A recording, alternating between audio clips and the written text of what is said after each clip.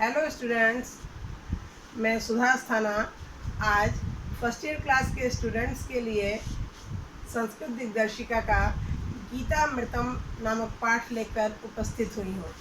बच्चों, यह गीतामृतम पाठ श्रीमद् भागवत से आपकी पाठ्य पुस्तक में संकलित किया गया है। इसमें 10 श्लोक हैं बच्चों, और इसका प्रसंग है कि जब महाभारत के युद्ध में अर्जुन अपने ही बंधु बांधवों को देखकर, अपने ही भाई भतीजों को देखकर, अपने बड़ों को देखकर, अपने गुरुओं को देखकर युद्ध करने के लिए तैयार नहीं होते हैं, मोहग्रस्त हो जाते हैं, तब श्री कृष्ण जी उन्हें उपदेश देते हैं कि तुम युद्ध के लिए अवश्य तैयार हो, यह क्षत्रिय का धर्म है। और यही इस लेसन में आपको बताया गया है। श्री कृष्ण जी अर्जुन को उपदेश देते हैं इन 10 श्लोकों में, इसी का वर्णन है। चलिए मैं पाठ स्टार्ट करती हूँ बच्चों, आप अच्छी प्रकार से इसे समझिएगा। लेसन का नाम बच्चों गीतामृतम। पहला श्लोक देखेंगे। तम तथा कृपया विष्टम अश्रुपूर्णा कुलेक्षणम विषिदंतमिदं वाक्यम उवाच मधुसूदन।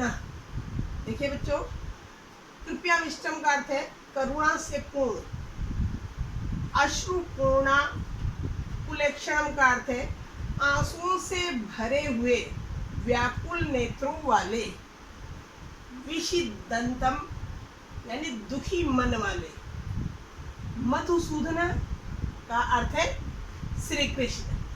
अब अर्थ देखिए कि उस करुणा से पूर्ण, अश्रु से पूर्ण, व्याकुल नेत्रों वाले, दुखी मन वाले अर्जुन से श्री कृष्ण ने इस प्रकार के वाक्य कहे। ठीक है बच्चों, दूसरे श्लोक पे आइए।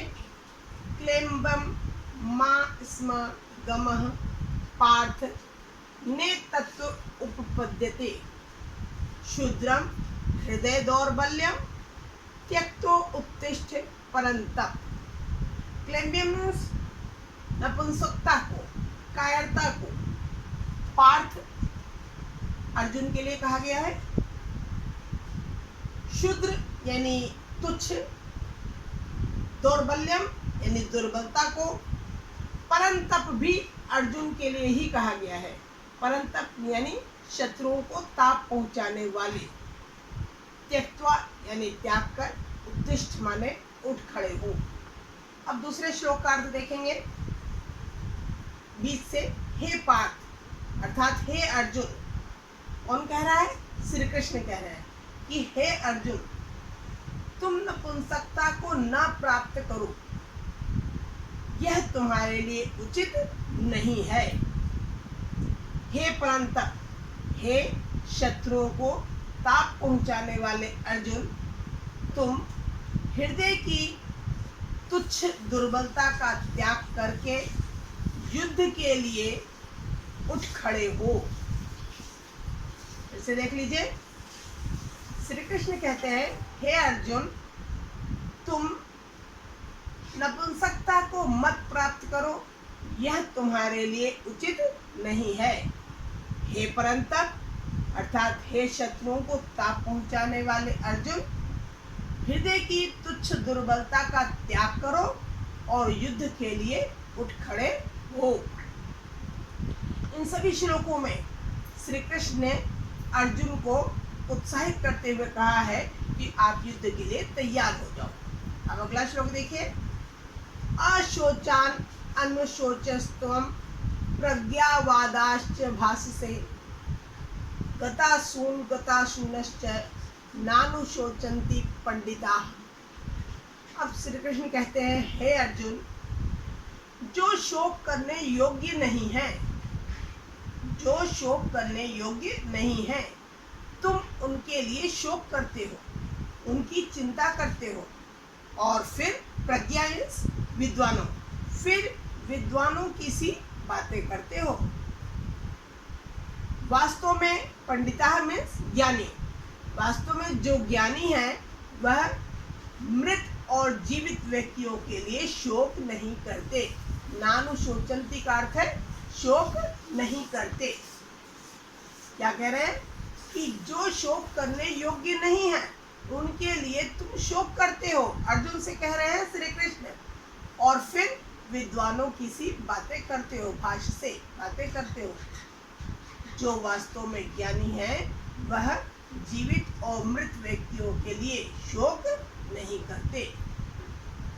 चौथा श्लोक, देहिनो अस्मिन् यथा देहे कौमार्यं यौवनं जरा तथा देहांतर प्राप्तिर धीरस्तत्र न मुह्यति।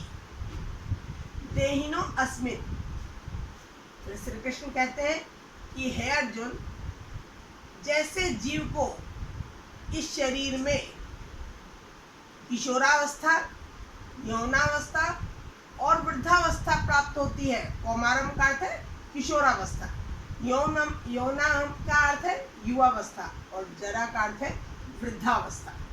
जिस प्रकार व्यक्ति को शरीर में किशोरावस्था, यौनावस्था और वृद्धावस्था प्राप्त होती है, तथा उसी प्रकार मृत्यु के बाद देहांतरम यानी मृत्यु के बाद व्यक्ति को दूसरा शरीर भी प्राप्त होता है।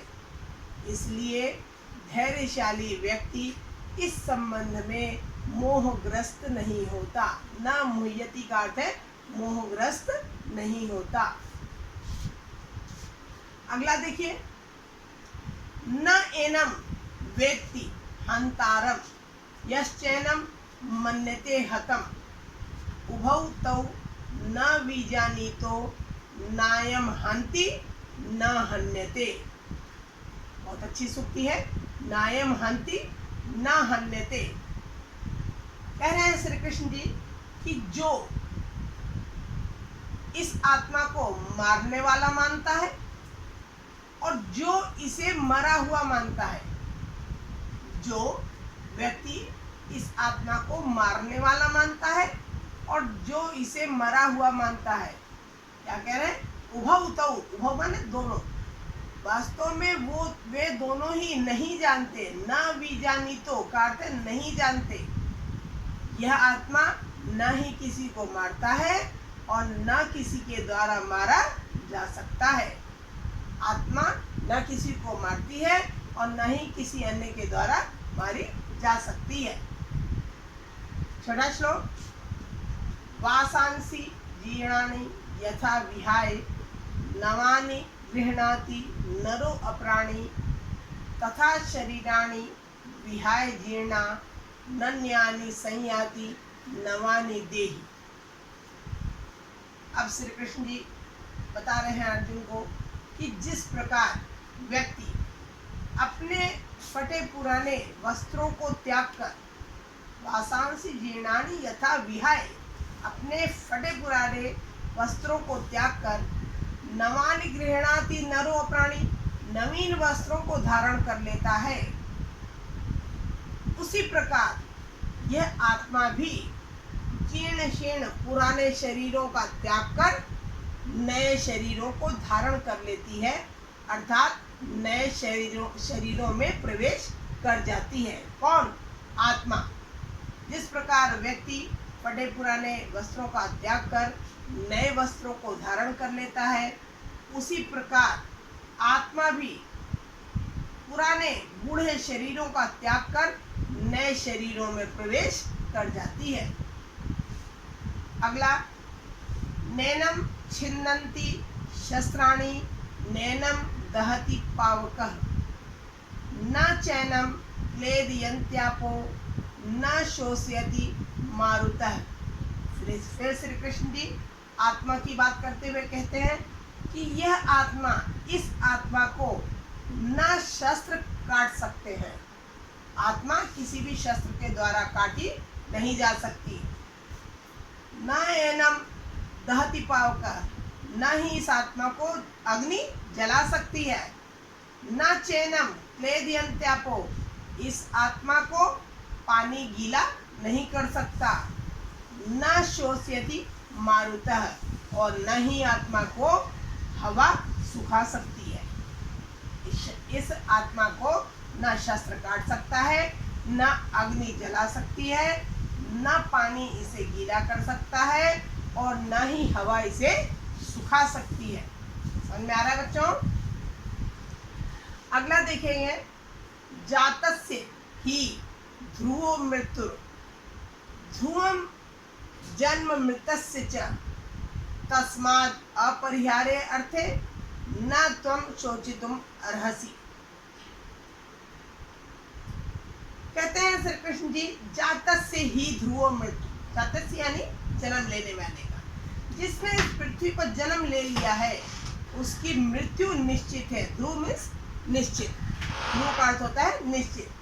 जिसने जन्म ले लिया है उसकी मृत्यु निश्चित है, और जिसकी मृत्यु हो गई है उसका जन्म भी निश्चित है। यह एक सतत प्रक्रिया है कि जन्म हुआ है तो मृत्यु अवश्य होगी, मृत्यु हो गई तो जन्म भी अवश्य होगा। कह रहे हैं इसलिए इस आवश्यक विषय में तुम्हें शोक नहीं करना चाहिए। इसलिए इस आवश्यक विषय के संबंध में तुम्हें शोक नहीं करना चाहिए। इससे कह रहे हैं अर्जुन से। अगला देखिए, यदृच्छया चोपपन्नम स्वर्ग द्वारम अपावृतम सुखिनः क्षत्रियाः पार्थ लभन्ते युद्ध ईदृशम।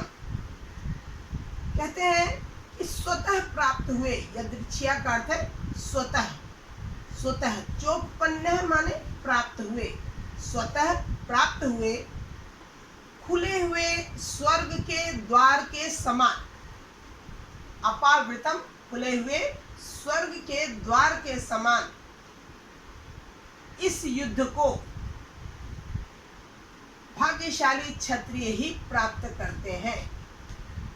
पार्थ से, अर्जुन से श्री कृष्ण कहते हैं कि हे अर्जुन, स्वतः प्राप्त हुए खुले हुए स्वर्ग के द्वार के समान इस युद्ध को भाग्यशाली क्षत्रिय ही प्राप्त करते हैं। इसलिए तुम युद्ध के लिए तैयार हो जाओ। और लास्ट श्लोक है, हतो वा प्राप्यसि स्वर्गम जित्वा वा भोग्यसे महिम तस्माद् उत्तिष्ठ कौन्तेय युद्धाय कृत निश्चयः। हे कौन्तेय, कुंती पुत्र अर्जुन, कौन्तेय भी अर्जुन के लिए कहा गया है, अर्जुन का ही संबोधन है।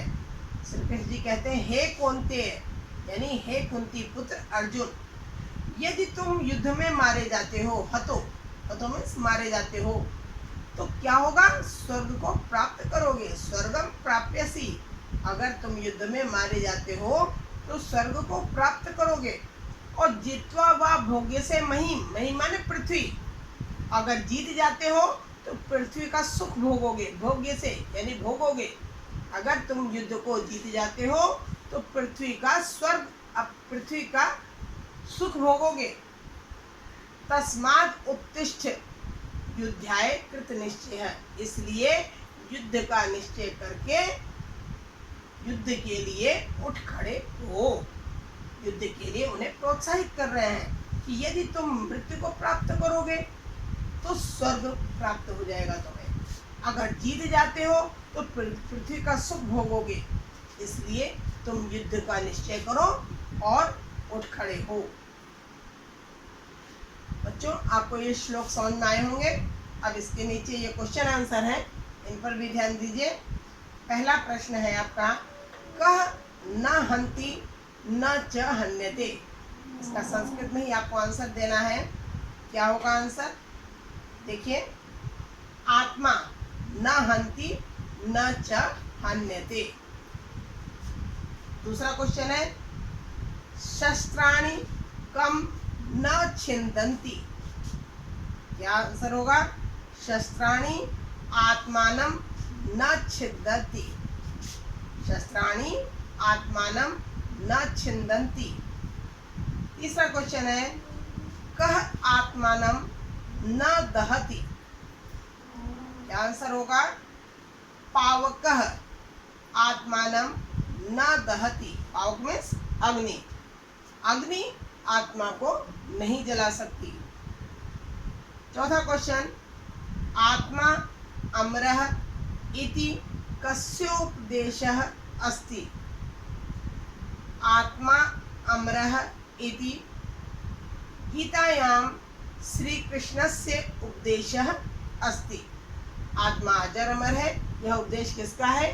गीता में श्री कृष्ण जी का उपदेश है। के गतासूनश्च नानुशोचन्ति। पंडिताः गतासूनश्च नानुशोचन्ति। बच्चों, लेसन बहुत इम्पोर्टेंट है, आपको समझ में आया होगा, और अगर ना समझ में आया हो तो आप मुझसे पूछ सकते हो।